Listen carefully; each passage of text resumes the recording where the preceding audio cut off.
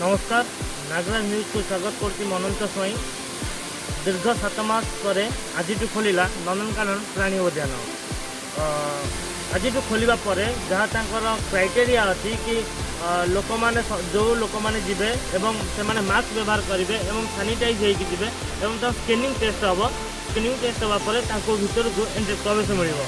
प्रवेश मिलवा जहाँ क्राइटेरिया अच्छी जहाँ आम सहित कथा होलु कहते कि मैक्सिमम टू मैक्सिमम बेसी बेसी 1500 लोकों आलाउ अच्छी छोट छुआ को मना कर प्रवेश जेहेतु कोरोनार प्रभाव बर्तमान जाके बढ़ी बढ़ी चली एवं कमीनी या मध्य राज्य सरकार अनुमति देते नंदनकानन प्राणी उद्यान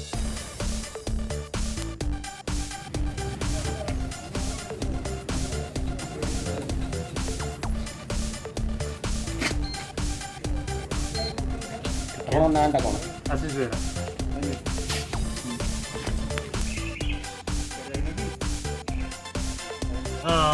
कथा जो पर्यटक मैंने आसी भितर ये जड़े बड़ भाई अच्छा सहित कथा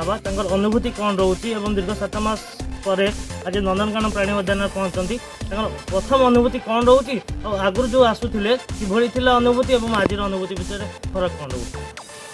अपन परिचय करें। मो ना संजीव दास घर दंपड़ा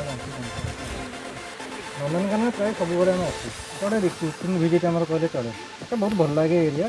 यार जो एनवायरनमेंट अच्छी नेचुरल एनवायरनमेंट और जीवजंतु समस्त मत देखिए भल लगे पुअर डिमांड विशेष डिमांड तेणुक से हिसाब में आसू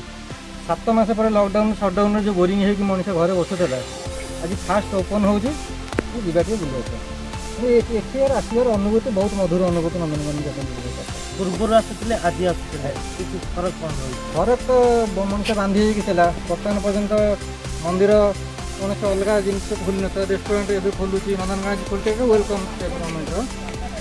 जहाँ रेवेन्यू लस है जीवजंतु सब किसी पर्यटक आसी खुशी हे और रेवेन्यू किसी कलेक्शन हम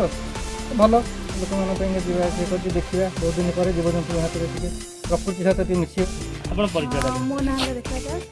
बांचे डंपर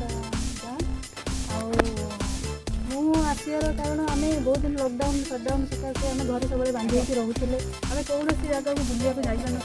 सरकार एवं जो पदक्षेप नहीं जगह खोली आम सरकार को धन्यवाद दूँ जहाँकि आम बंदी होती मुक्ति पाइबू जगह को आसिक निज अनुभूति बहुत भी खुशी लगे भौणी भी से कहते जाऊ राज्य सरकार का पदक्षेप समस्त स्वागत परिचय देले मो ना चिंटू माझी मो सिक्यूरीटी गार्ड अच्छी आमती तो लोक आज सका जमा 100 लोक क्रॉस कर 8 आम पार्क खोला एपर्तंत 12टा भी बाजिला 100 लोक जाइए जगार जे कि 5000 10,000 पर डे लोक हमें ये कोरोना एते ये लोक किए करदे आज देखते कहीं ना जमा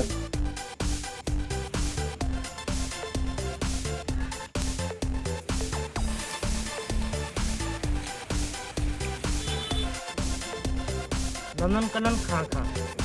कोरोनार प्रभाव एवं यह सांगू झिपिझिपि वर्षार प्रभाव जो पर्यटक मैंने आसीपारी ना एवं कटक भुवनेश्वर जो दिन दिन कोरोनार गति बढ़ी चलती लोक मैंने निज आड़ निजे सचेतन हो पड़ते बारंगरू वीडियो जर्नालीस्ट आशीष अनंत स्वाई।